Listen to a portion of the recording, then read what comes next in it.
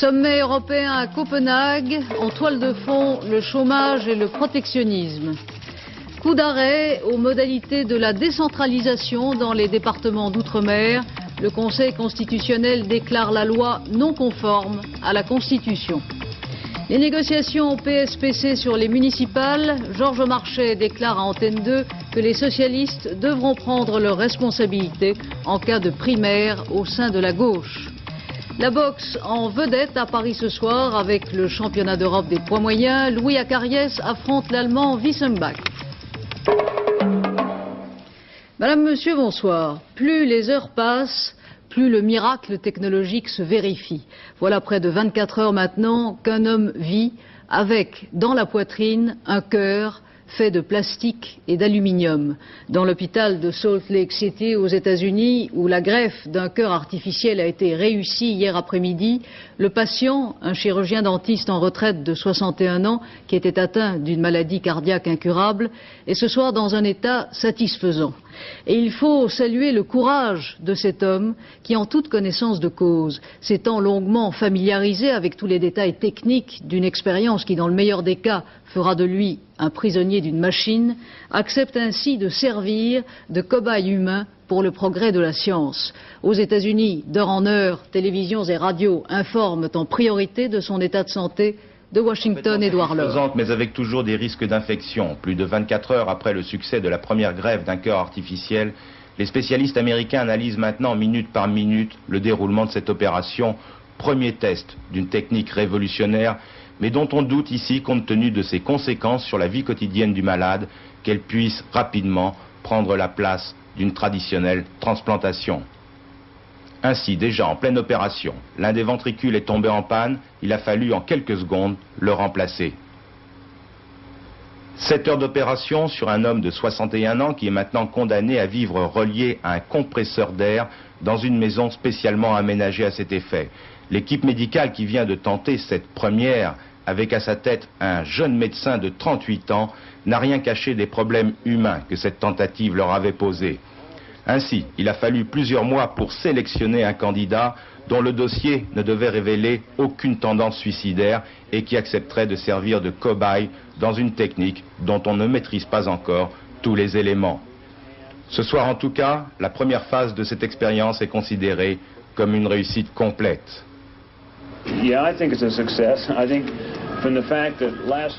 Fabuleuse réussite pour ce jeune médecin américain, étonnante histoire de ce cobaye de 61 ans qui ne croyait pas à la réussite de l'expérience, mais qui a accepté de la tenter selon sa propre volonté pour apporter quelque chose à l'histoire de la médecine.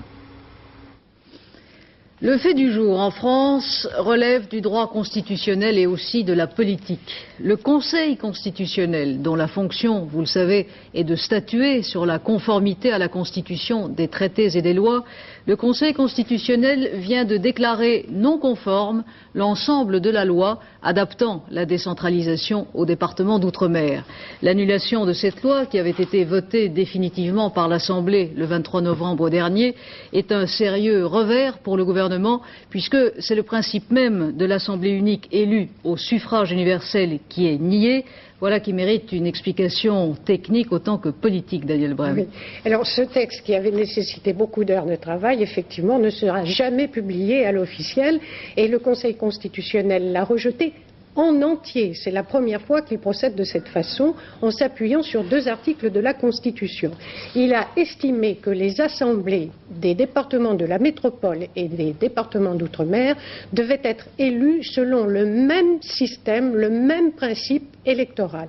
Alors actuellement en métropole, l'élection se fait pour le moment par canton et au scrutin majoritaire, c'est-à-dire que les tendances sont toutes connues à l'échelon local. Dans le texte qui a été rejeté par le Conseil constitutionnel pour les départements d'outre-mer, le scrutin choisi était la proportionnelle et appliqué dans une circonscription unique, c'est-à-dire qu'on ne connaissait les tendances qu'au niveau global. Alors, les 9 sages du Palais Royal reconnaissent que ce système, bien sûr, est démocratique, mais ils expliquent que cela répond à 2 philosophies totalement opposées donc différentes. Et si vous voulez, pour rester dans l'esprit de cette sentence, je vais prendre l'exemple suivant. Autrement dit, on habille les cantons dans la métropole avec une redingote et dans les départements d'outre-mer, on choisit un maillot de bain. Alors évidemment, ce n'est pas le même patron. Oui, mais maintenant, si le gouvernement veut donc reprendre son texte, il faut quasiment changer la Constitution. Eh bien, pas forcément, car en réalité, il lui suffirait, mais ce n'est pas si facile, de changer la loi électorale pour la métropole. Mais il faudrait évidemment, pour les départements d'outre-mer, elle reste la même. Donc on revient au point de départ. Et alors, quelles sont les réactions à cette décision du Conseil constitutionnel, qui est une décision sans recours? Absolument. Alors, du côté de l'exécutif, il n'y a aucune réaction ce soir. Le président de la République, vous le savez, est à Copenhague. Il ne rentre que demain. Pas de réaction du gouvernement, ni du groupe socialiste, à qui j'ai beaucoup téléphoné. Je ne vous le cache pas. Alors, l'opposition, bien sûr, applaudi dès demain, et au Sénat, qui a été très en flèche pour saisir le Conseil constitutionnel, ce soir, le président Poher se déclarait satisfait. Et nous allons donc entendre le président Poher. Ce qui m'inquiète, c'est la Constitution elle-même. Il faut que les textes soient conformes à la Constitution. Or, dans le cas présent, j'ai eu un doute sérieux, même une certaine inquiétude, et à ce moment-là, j'ai pensé que c'était une bonne règle pour moi, président du Sénat, de dire au Conseil constitutionnel, regardez tout le texte, parce qu'on peut saisir en partie ou en totalité. Et dans cette affaire-là, moi j'estimais que les choses étaient liées, il fallait saisir tout le texte. Vous êtes donc satisfait du résultat? Je ne peux pas dire que je suis satisfait, parce que je n'ai pas cherché du tout à faire un geste politique. Moi, je l'ai souvent dit, un peu le garant de la Constitution. Parlons politique encore avec la réponse du premier secrétaire du Parti socialiste, Lionel Jospin, à la lettre que lui avait envoyée Georges Marchais au sujet de la préparation des municipales. Une lettre, vous vous en souvenez, où le secrétaire général du Parti communiste acceptait de discuter cas par cas des villes dont la tête de liste d'union était réclamée par le PS. Réponse donc de M. Jospin, nous sommes bien d'accord pour qu'il y ait un certain nombre de primaires au sein de la gauche, les électeurs déterminant eux-mêmes la meilleure formule pour notre victoire. Et M. Jospin propose une réunion dès le début de la semaine prochaine du groupe de travail commun pour examiner les cas litigieux. Justement, Georges Marchais, qui était aujourd'hui l'invité d'Antenne 2 Midi, a confirmé l'accord de son parti pour que des primaires aient lieu, mais à condition que la responsabilité en soit clairement attribuée. Les discussions portent sur 17 villes. Nous ne sommes contre toute primaire. Nous sommes pour que dans toutes ces villes-là, il y ait union autour du maire sortant. Mais si s'il y a des primaires, alors elles viendront de la décision du Parti socialiste. Il est urgent maintenant de circonscrire les villes où ils entendent aller à la bataille dans des primaires. Je pense qu'il faut tenir compte des scrutins qui ont eu lieu, de l'évolution, de l'influence des partis, mais autre chose est qui conduit la liste. Je le répète, si on veut battre la droite, et la droite elle est prête, elle est fin prête, je dis, il ne faut rien négliger, et ne rien négliger, c'est l'union derrière les maires sortants dans les villes que nous gérons ensemble. Et en tout cas, je répète, là où il y aura des primaires, le Parti communiste ne portera aucune responsabilité. Nous n'en voulons pas. Un sénateur communiste, conseiller général de Clichy, n'est pas content de la décision socialiste de présenter Jacques Delors comme tête de liste pour la mairie de Clichy. Guy Schmoes dénonce l'absence de toute concertation commune et entend lui aussi diriger une liste d'union. Du côté de l'opposition, le différend RPR-UDF à propos du 18e arrondissement de Paris se durcit. Alain Juppé, que le maire de Paris, Jacques Chirac, a accompagné ce matin dans une visite de l'arrondissement, Alain Juppé a confirmé son intention de conduire une liste malgré la volonté de l'UDF, Roger Chinou. Un sondage que publiera demain le Figaro Magazine confirme, après d'autres sondages, la baisse de popularité du chef de l'État et de son Premier ministre. La cote de confiance de M. Mitterrand décline de 4 points par rapport au mois précédent. Celle de M. Mauroy baisse d'1 point. Le Premier ministre, qui a l'intention d'aller beaucoup sur le terrain à l'approche des municipales, était aujourd'hui à Chartres pour inaugurer un abri anti-atomique. Son slogan, que l'on entendra encore, « La gauche, ça marche ». Demain, M. Mauroy ira en Lorraine, où une semaine après sa visite mouvementée chez les sidérurgistes du Nord, il va à nouveau constater les effets de la crise de l'acier. Le bassin lorrain, vous le savez, est frappé de plein fouet. Laurence Hervin est allé à Pompée vérifier le climat que va trouver le Premier ministre. Midi moins une, les aciéries de Pompée, la sortie de l'usine. 4500 emplois il y a 8 ans, 3500 aujourd'hui, demain 1200 seulement. Des travailleurs qui essaient de comprendre ce qu'ils vont devenir et qui ont des choses à dire.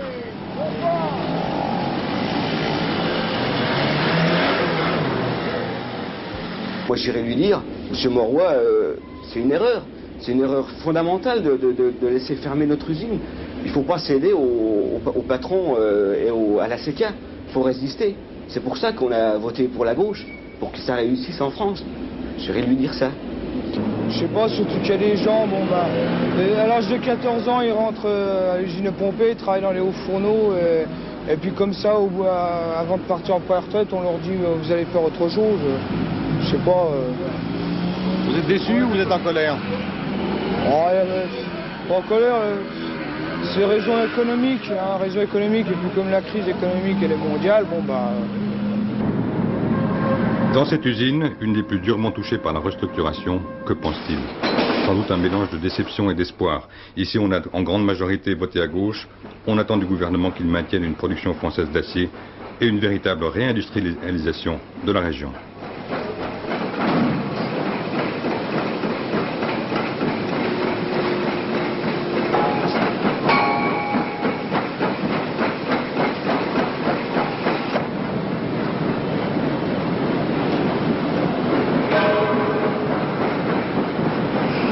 Sur Pompée, aujourd'hui, on a obtenu le maintien de 1200 emplois. On dit qu'à la CGT, c'est insuffisant. Il faut revoir les plans Sacilo et en même temps revoir une véritable politique de réindustrialisation sur le secteur bassin de Foire-Pompée. On va attendre que Premier Mauroy vienne à Pont-à-Mousson samedi, voir ce qu'il va nous annoncer, mais pour l'instant, on est plein de promesses, c'est tout ce qu'on a. On n'a rien d'autre. On nous a promis de garder 1200 emplois sur Pompée, les 1200 emplois, on n'y croit pas, ça ne tient pas la route. On ne peut pas se permettre de croire ce qu'ils nous apportent. En plus de ça, on nous a apporté des garanties sur les mutations internes qui, eux non plus, ne tiennent pas la route. On n'a rien de concret en ce moment. Alors on verra ce que Pierre Mauroy va vous amener samedi. À la veille de son voyage en Lorraine, Pierre Mauroy a déclaré que l'objectif de produire en France 24 millions de tonnes d'acier par an est un objectif réaliste et ambitieux.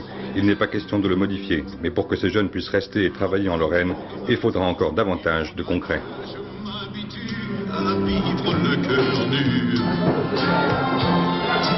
Demain, le Premier ministre doit annoncer dans le détail le plan de reconversion des sidérurgistes, dont aucun, a-t-il déjà précisé à l'Assemblée, ne sera licencié sans reclassement. À Viremolin, l'intersyndicale de l'usine de la Chière exige le retrait des forces de l'ordre refusé par le préfet, sous peine de durcir sa position. C'est dans le froid de Copenhague et dans la grisaille de la crise économique que s'est ouvert aujourd'hui au Danemark le 24e sommet des chefs d'État et de gouvernement des 10 pays de la communauté européenne. Ce que l'on sait ce soir, c'est qu'au-delà d'un dossier spécifique, celui de l'intégration de l'Espagne et du Portugal, ce sont le chômage et la montée du protectionnisme qui alimentent l'essentiel des discussions. De Copenhague, Betty Duro. Monsieur François Mitterrand est arrivé ce matin à Copenhague avec un volumineux dossier sur le protectionnisme.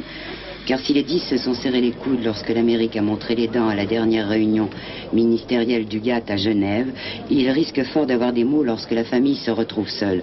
Et les accusations de protectionnisme vont fuser. Le chef de l'État a dans ses dossiers de quoi prouver que personne n'est tout blanc dans ce domaine et que le monde industrialisé dans son entier joue au poker menteur. La délégation française va faire entendre que désormais le bricolage est interdit et qu'il est plus que temps, au regard de la détérioration économique et sociale, de réfléchir sur le fond. Car les 11,5 millions de chômeurs que compte la communauté hantent les esprits des chefs d'État ou de gouvernement dans la salle de conférence de Copenhague. Les Français vont une fois de plus insister sur les problèmes sociaux et notamment sur celui du chômage des jeunes. Ils aimeraient bien revenir à Paris avec un certain nombre d'engagements plus précis sur l'espace social européen et sur une relance des investissements qui devrait permettre de construire ces industries du futur qui peu à peu vont se substituer aux entreprises traditionnelles. Un mot d'un fonctionnaire européen entendu dans les couloirs résume bien l'état d'esprit qui règne ici. La forteresse Europe a de quoi se défendre, mais il faut maintenant que les Européens montent au créneau. Une façon comme une autre de dire qu'on essaie de trouver des compromis sur ce qui peut rapprocher plutôt que diviser, d'autant plus que les conversations continueront la semaine prochaine à Paris, où le chancelier Kohl rendra visite au président de la République. Ce soir, les 10 chefs d'État et de gouvernement dînent ensemble. Au menu, les grands dossiers de la politique internationale. Un chiffre qui confirme la gravité de la crise économique générale. Le chômage aux États-Unis a atteint en novembre son taux record depuis 40 ans. Il frappe 10,8% de la population active. Dans le même temps, le dollar continue de baisser sur les places financières. À Paris, la devise américaine a cédé plus de 1%, cotant 6 francs 91. Ce recul du dollar favorise la baisse concertée des taux d'intérêt européens que l'on constate depuis quelques jours. Jean Lebert. Pour relancer leur économie vacillante, les Européens ont besoin de taux d'intérêt peu élevés. Chaque fois que l'occasion se présente, ils ne manquent pas de baisser leurs taux. La baisse du dollar, 7% en 3 semaines, et la nouvelle perspective d'une baisse des taux d'intérêt américains aux États-Unis leur en donnent une nouvelle fois la possibilité. Dès hier, 4 banques centrales européennes, Allemagne, Autriche, Suisse et Pays-Bas, ont abaissé leur taux d'intérêt. Paris aujourd'hui suit le mouvement en descendant au-dessous de 13% le loyer de l'argent. Par un abaissement du coût du crédit, il s'agit de stimuler des économies languissantes et de conjurer la menace toujours présente d'une récession. Pour les devises, en revanche, la baisse accélérée du dollar compromet l'équilibre du serpent monétaire européen. Cette baisse favorise en effet les devises fortes, comme le Deutsche Mark, aux dépens des monnaies faibles, comme le franc belge ou encore le franc français. Ce soir, un Deutsche Mark vaut 2 francs 83,45, ce qui a obligé la Banque de France à dépenser de l'argent pour soutenir le franc français, en utilisant notamment une grande partie du récent emprunt international de 4 milliards de dollars. Un effet bénéfique de la baisse du dollar et aussi de la chute des cours du pétrole sur le marché mondial. Le prix du carburant baisse à partir d'aujourd'hui, moins 4 centimes par litre pour le super, moins 3 centimes pour l'essence ordinaire. En revanche, les prix du gazole et du fioul domestique augmentent de 6 centimes. Au Liban, nouveaux affrontements meurtriers entre milices chrétiennes et les Druzes de Walid Jumblat dans la montagne druze du Chouf, et cela malgré les efforts du président Gemayel. Aujourd'hui, le ministre français de la Défense, Charles Hernu, est à Beyrouth en visite officielle dans la capitale libanaise. C'est dans les camps de Sabra et de Shatila qu'il a inspecté les unités de l'armée française qui participent à la force multinationale.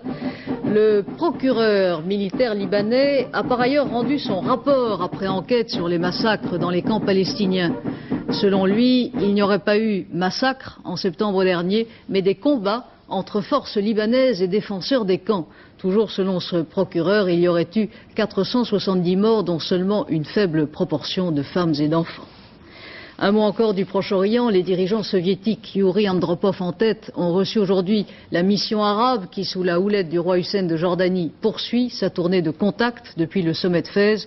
L'URSS est aux côtés des peuples arabes, a déclaré M. Andropov, qui envisage des actions coordonnées avec la Ligue arabe. Revenons à l'actualité française avec le procès en Pin, un procès qui mérite décidément cette appellation, même s'il s'agit en fait du procès des anciens geôliers du baron. En effet, au cours de cette deuxième journée d'audience, c'est la victime qui se trouve déjà au centre du débat, au centre des questions dont il devient la cible. Paul Lefebvre. Alors les couteaux sont sortis du vestiaire. Au deuxième jour, le procès est entré dans le dossier et durement. D'abord, la cruauté, c'est-à-dire le petit flacon marron dans lequel se trouve la phalange de la victime. Puis à sa conviction, ce flacon passe entre les mains des jurés, c'est la loi, certains ne regardent même pas. Le baron, lui, je le suppose, ne doit pas cesser de se demander si l'un des hommes qui sont dans le box ne faisait pas partie du groupe qui le tenait pendant qu'on lui coupait le doigt. Ensuite, le trouble, conséquence de l'obligation dans laquelle se trouve la défense d'attaquer tous azimuts. Les accusés niant tout, leur défense s'interroge. Va-t-on faire un demi-procès? Tout le monde s'accorde pour estimer qu'il y a eu d'autres complices, à défaut d'autres cerveaux. Le baron en Pin a-t-il seulement été enlevé pour de l'argent? Officiellement, la question a été formulée et elle va sans doute empoisonner le reste du procès, d'autant qu'elle rejoint l'interrogation que ne cesse de se poser le baron lui-même. Et puis, deux autres questions qui traînent dans la salle. Premièrement, le groupe Empin-Schneider a-t-il vraiment tout fait pour faciliter les choses? Deuxième question, n'est-ce pas le baron lui-même qui, par cette dette de jeu importante, 1,1 milliard anciens en août 77, a tenté un groupe de truands qui se serait servi des accusés présents dans le box? Tassé sur sa chaise, le regard et le visage bloqués, Édouard Jean Empin doit sans doute parfois penser « Au diable ce procès, le voici maintenant accusé, pire, soupçonné. Me suis-je moi-même amputé ?» Manifestation aujourd'hui à Chambéry après les incidents qui ont eu lieu hier dans une entreprise de travaux publics à Saint-Badolphe. 12 personnes avaient été blessées, dont une grièvement après l'irruption d'un commando de non-grévistes dans cette entreprise qui est en règlement judiciaire. La CGT et la CFDT ont donc manifesté après que le directeur de l'entreprise ait publiquement regretté ces incidents et promis qu'il n'y aurait pas de sanctions contre les grévistes qui occupaient l'entreprise. La boxe est à l'honneur ce soir à Paris avec la nuit des champions à l'hippodrome de la Porte de Pantin. En vedette, la rencontre Acariès-Wissenbach, comptant pour le championnat d'Europe des poids moyens. Wissenbach a boxé 6 fois cette année, Acariès 3 fois seulement. Le Français a choisi à 28 ans une préparation à l'américaine. Son portrait, Dominique Leglou. Depuis 1 an et demi, d'est en ouest, il sillonne les États-Unis. De New York à Las Vegas, en passant par Miami. 1 mois sur 2 d'exil, de travaux de force, de sacrifice. Après la perte de son titre européen des super welter contre Luigi Minchillo, Acariès a changé de vie. Il a choisi l'Amérique et ses amis américains. Du gymnase de Johnny Tocco au conseil de Frank Sinatra, il est passé entre les mains les plus expertes du milieu américain de la boxe.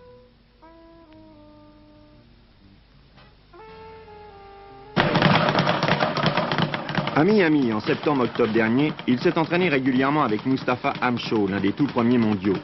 Une vie d'ascète partagée entre l'entraînement, le footing, la salle et le repos.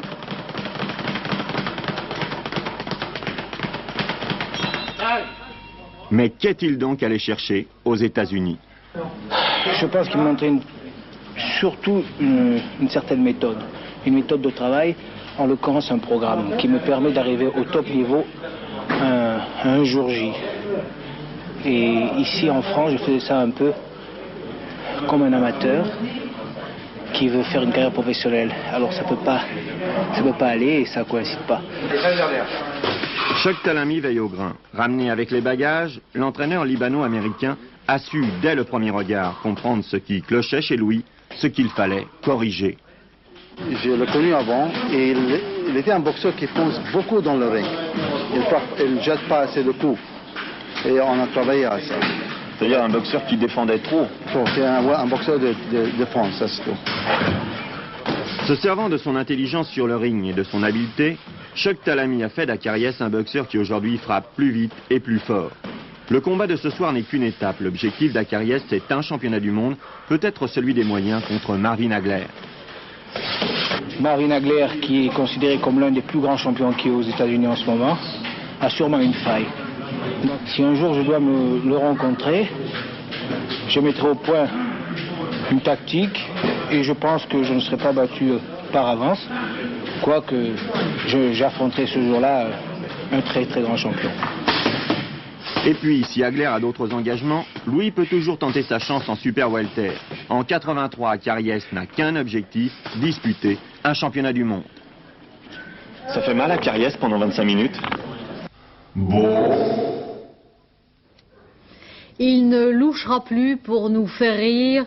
Le comédien britannique Marty Feldman, alias Frankenstein Jr., alias le beau légionnaire, est mort aujourd'hui à 49 ans d'une crise cardiaque à Mexico.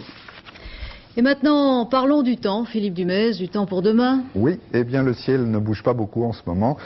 Et heureusement, avec la photo satellite, les météorologistes de la météo nationale peuvent nous prévoir quand même quelques changements. Vous voyez ici ce ciel plein de nuages, eh bien il va se morceler un peu, laissant apparaître de temps en temps du soleil, mais surtout dans le midi. Quant à la dépression de la Méditerranée, eh bien elle se comble un peu, il y aura donc moins de remontée d'humidité. Malheureusement, dans 48 heures, eh bien vous voyez ici cette perturbation, eh bien je pense qu'Alain Gillot-Pétré vous en parlera dimanche ou lundi. Pour demain, regardons maintenant notre carte. Disons tout de suite que les brouillards seront présents presque partout. Ils seront même givrants, surtout dans le centre. Après, vers midi, eh bien, la France sera grosso modo coupée en deux, suivant une ligne allant de la région de Bordeaux à la région de Genève. Au nord, c'est donc un temps gris et brumeux. Au sud, eh bien, là, les nuages laisseront passer le soleil de temps en temps, à l'exception du sud-est de la France, où là, il y a toujours des pluies à craindre, surtout le matin, bien sûr, donc sur l'extrême sud-est et sur la Corse. Pour les températures, eh bien, elles sont à peu près stationnaires partout, sauf les maxima qui, demain après-midi, seront un peu plus bas qu'aujourd'hui, dans le midi, avec des maximums de 10-13 degrés. Demain, c'est la fête des Barbaras, et le soleil se lève encore un peu plus tard pour se coucher toujours un peu plus tôt. Un anniversaire pour clore ce journal. Jean Giraudoux, l'un des auteurs préférés des Français, et en tout cas du président de la République, aurait 100 ans cette année. Siegfried, la guerre de Troie n'aura pas lieu, la folle de Chaillot, autant de preuves que le théâtre de Giraudoux, qui exalte les grands sentiments humanistes, reste toujours vivant. La Comédie Française a choisi de rejouer Intermezzo et les comédiens français, sous la direction de Jacques Serres, sont en train de répéter sous vos yeux, Georges Bégou.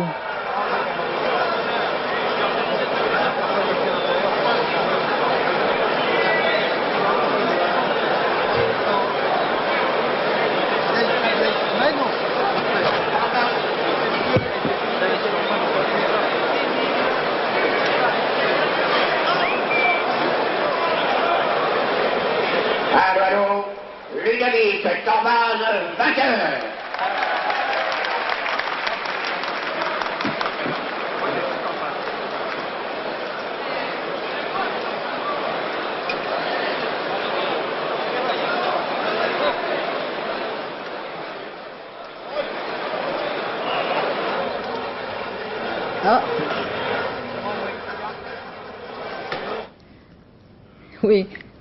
Alors, on a vu les comédiens français, on a vu Georges Bégou, mais on ne l'a pas entendu. Alors, nous aurons eu en tout cas un avant-goût de cet intermezzo que vous pourrez donc voir à partir de la semaine prochaine à la Comédie Française. J'espère que nous aurons une autre occasion de vous faire apprécier davantage cette nouvelle mise en scène de Jacques Serres. En tout cas, à 22h50, vous retrouverez Jacques Merlino pour notre dernier journal. Demain, antenne de midi avec Daniel Bilalian. Je vous retrouverai demain à 20h. Bonne soirée.